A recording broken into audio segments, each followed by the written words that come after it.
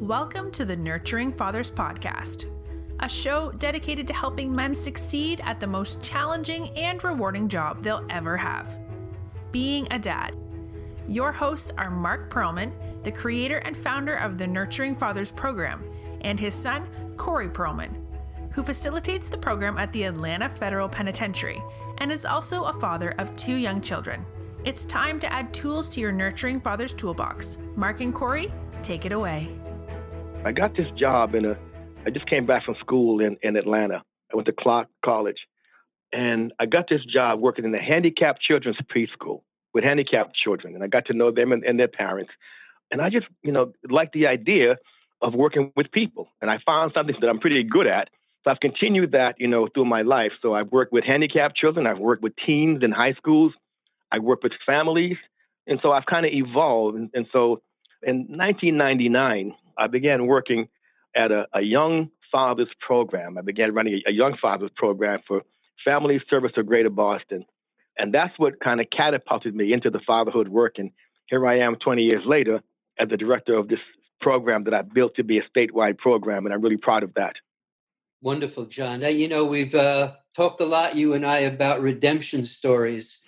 And it's so interesting that so many of the people doing this work themselves have a redemption story to tell. And it's a beautiful, beautiful thing, because in some ways, from the struggles of a difficult start, sometimes more than difficult, almost something that would take somebody down, they rise up and do wonderful things, heal themselves and heal others around them. So I'm honored that Nurturing Fathers is a small piece of that all. So in Massachusetts, you and a team have done a pretty remarkable thing in that you've spread this program statewide. Would you talk to us a little bit about what that's about, how that's about, and where the team fits in? Well, we're very fortunate in some respects. Now, I came on to Family Nurturing Center in 2006. At that time, they had a father's program running already. Hajai Shearer, whom you know very well, actually, started the program in 1999. And then he left in 2006. But in 1998, right before he came on, Family Nurturing Center, which was founded by a woman named Sharon Shea, they were running Dr. Bavilek's family program. And so the Department of Children and Families, found out about the program, and they asked Family Nurturing Center if they could train some of their workers. And so what happened was Family Nurturing Center began training workers at the Park Street DCF office in Dorchester, Mass., in the same part of Boston where we're located. And lo and behold, these workers, once they were trained, began to have a different approach to their work, a more nurturing approach to their clients. And I remember Sue telling me that when they trained the first group, the area director of that office called Sue one day and said, "What did you do to my workers?" And Sue said, "What do you mean?" She said, "Well, they're talking to each other." They never did that before. So seeing the influence that this training had on their workers, they then began to negotiate with Family Nurturing Center to develop a nurturing family program for DCF clients. And that was 1999. And from there, the program just grew. And at this point now, they not only purchased the nurturing family program from us, they also purchased the Nurturing Fathers program. We have another program called the Birth and Foster Family Program, where we bring birth parents and foster family parents together in a 15-week program. We have a program called Welcome Baby, where we'll send out one of our home visitors to one of our clients who've just had a baby, and we'll bring them a basket of goodies, for the baby, also some resources for the parent to get them connected. So we've really grown, and that DCF contract has really helped us to take our program statewide. So about 11 years ago or so, I was asked by DCF. I was part of what's called a FELT, and FELT stands for Fatherhood Engagement Leadership Team. So Fernando Medeiros, who you know well, at the time he was the Director of Fatherhood Engagement for the Department of Children and Families. And at the time they had a very poor record of working with fathers and engaging fathers. So Fernando wrote this strategic plan. And as part of his strategic plan, he came up with the idea of these FELTs. Now, the idea of the FELT is that there are 29 DCF offices across the state. So our goal was to develop a FELT in each of the offices. And the role of that FELT is to expand the fatherhood work in that particular office. So I'll give you a for instance. So Fernando and I at the time, we were part of the Park Street DCF FELT. one of the first things we did was at that time, they had identified only about 50% of the fathers on their caseload. So they made an effort now to reach out to dads on their caseload.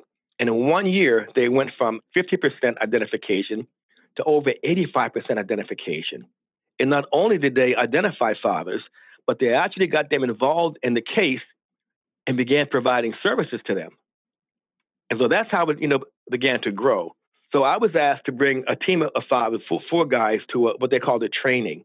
And they wanted my fathers to engage with the DCF staff at that particular office at Park Street. And they wanted my guys to talk about the system, how they experienced the DCF system, some of the challenges that they faced, some of the difficulties they faced, how they interacted with their workers, and if they were able to negotiate that system successfully. And the guys that I brought the first time were all single fathers who had gotten custody of their children through DCF. So they had a story to tell, where they were able to come in to DCF having difficulties. And then through, working on their service plan at the time, now called an action plan, and, working with the social worker, they were able in time, right, to go to court and gain custody of their children, which was huge, Mark, as you know. So when Fernando saw the power in this, he became our booking agent, and he would call me, John, I need your guys in Springfield. I need your guys in, down the Cape. I need your guys in this town or that town.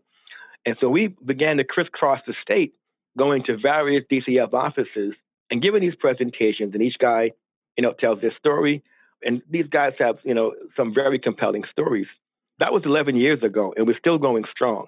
That's really how we actually were able to spread the program, the Nurturing Fathers program, and to develop FELTs.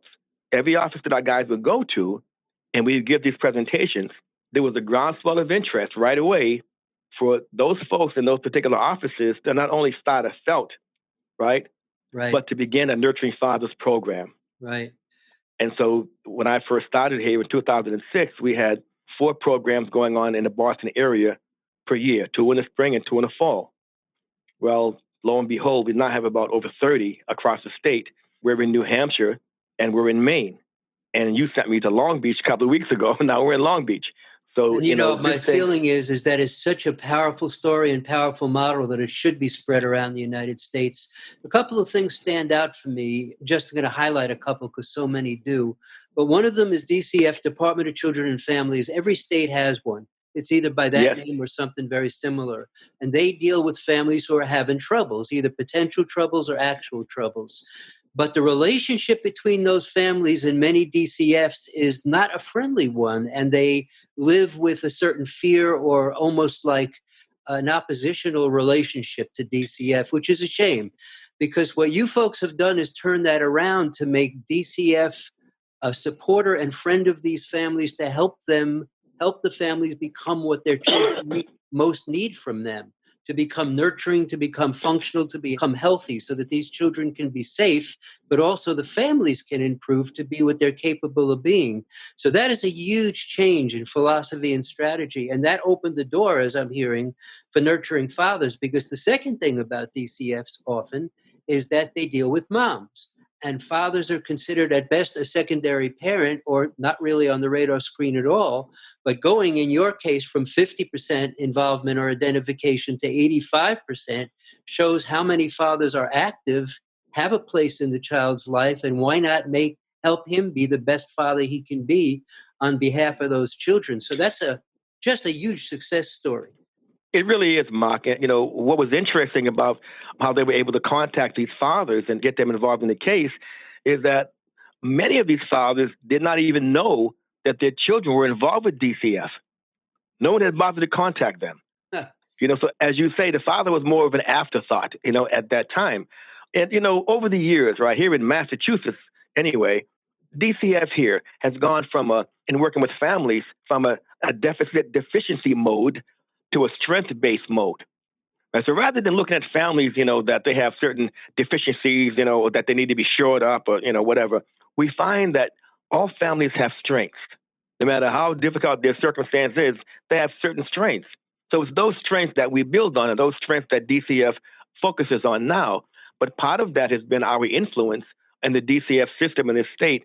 And when I was in Long Beach a couple of weeks ago, having discussions with these folks, and we had a good number of DCFS workers from Long Beach in that training. I realized that we in Massachusetts are a little bit ahead of the curve, compared to other states around the country. And I think it's our connection with DCF that really strengthens the work that we do. And myself personally, in the last 15 years, let's say 14 years, I've trained personally over maybe 1,500 or 2,000 DCF workers myself. Our agency has trained probably like 5,000 or more. So in training workers, we've been able to kind of transform the department statewide and have them work with families from a whole different kind of perspective than they have had in the past. Right. And so that's really, really strengthened us. And the one thing about this curriculum, as you know, Mark, it works, So when we work with fathers, who've been referred to us, and the workers see the results, and see the changes in these fathers and see how they relate much better now to their families. They're much more amenable to listen to what the DCF worker has to say. So when they realize this thing works, they refer more guys to us. They refer more guys to us. We change the system more and more. So it's really been a good relationship. I'm actually sitting here with one of my guys. As I said, we went to Springfield DCF office today. And I said Springfield is about an hour and 45 minutes west of Boston, a very long drive, almost a 4-hour drive, two ways. And I've got a team of 4 guys that I brought out there. And whenever they present, Mark, it's just electric. Would he be willing to say a few words about that visit just to give our listeners a flavor for what that FELT team does? Again, FELT is Father Engagement Leadership Training, correct? Father Engagement Leadership Team. He's a member of my ambassador team. He's a graduate of the Nurturing Fathers program, and he goes and engages DCF workers in their office and tells his story. He has a set of twins, and when they were born, him and the mother didn't get along. So, sometimes it happens. Mom plays gatekeeper. Right. And he wasn't able to see his twin daughters when they were born. So his sister recommended him a parenting program. He found us. And through finding us, he was able to go to court and gain a partial custody of his children, of his 2 daughters, who he sees on a regular basis now. I think they're 3. But let him tell you that. Okay, that'd be great. His name is Sharice Smith. Okay, Sharice, welcome. Good afternoon, Mark and Corey. Nice It's to an honor meet and you. pleasure Thanks for to joining be on the us. phone with you. Thank you. How are you? We're good. Having fun. Yeah. Tell us a little bit about your, family story, where the Nurturing Fathers fit in, and then your visit to this Springfield Center. Well, I grew up without a father, so it had a devastating effect on my whole family. And long story short, when I had my children, like John said, I had a little bit of differences between me and my daughter's mother, and I got involved with my sister. She was involved in this sort of work as well, and she referred me to the Home of Little Wanderers, and then they referred me to the Family Nurturing Center. That's where I met Lawan Curry, and John O'Neill took his class, graduated the program. Excellent program, by the way. I enjoyed it every week. In graduation, we had a ball, and I won my rights in the middle of the program. And now I see my daughters on a regular basis, and we have a real strong bond. The bond is tight. The girls look forward to seeing me each week, and we enjoy each other's company. So nice to hear, because that's good for you, and it sure is good for them. Also, I got my certificate. I'm a father ambassador and a father facilitator as well. So I am educating other parents as well, because I would never want another child to grow up without a father like I did, So and be engaged in a positive way. So what happened on this trip to Springfield? What was the involvement like, and what did you share with them? Oh, on the trip to Springfield, we listened to just Jimi Hendrix with John. And we was rocking out. That's what I got the CD in there too, Jimi Hendrix from way back. So when you talked to the DCF workers, how did that go? Oh, well, I went on first and I presented first, and I told my story from beginning to end, and the ripple effects of cheating and how that can affect your relationship with your partner. Then talked about basketball. We shared stories. At the end of my story, I talked about how I got my rights and all that stuff. But then I go down memory lane. I have a bag and I bring little gifts, and I bring the baby blanket. I present that to the workers. I bring a stick for nature walks. I give them questions about infants, tummy time, and vegetables. I bring lip gloss. I make it real fun and exciting. And I give the DCF workers a journey of what fathers go through to be with their children. Because there's not such thing as a perfect father, but we're all in a process of being perfected. So that's how we do. It's real fun. That sounds great. And I'm so happy that you're part of this. You must open your eyes and wake up sometimes in the morning and say, whoa, look where I've gotten to. Oh, yeah. Look what I've gotten to. And I wake up excited. Every day is like an adventure now. That's how I look at life, especially with my children. You know, we do play groups, bring them to play groups, the Children's Museum, the aquarium, the zoo. We've been on TV. Me and John did an awesome interview on Channel 10. They showed my daughters, and it was real fun. And wonderful. So, a couple of things you mentioned, I would love to get a copy of. That TV interview, for one, and also the thing that they did, John, about you, and they showed at the Fatherhood Conference. I don't think I've ever seen that. Oh, sure. I'll get you the interview as soon as possible. John will give you your information. And also, we got to touch the Stanley Cup, me and John. The actual Stanley Cup. We didn't win the championship, but me and John took pictures. We'll send that to you. We had a blast. Great. I'm looking forward to coming down to Florida and meet you and your son and being trained up as well. I would love that. So we'll hopefully see you down here.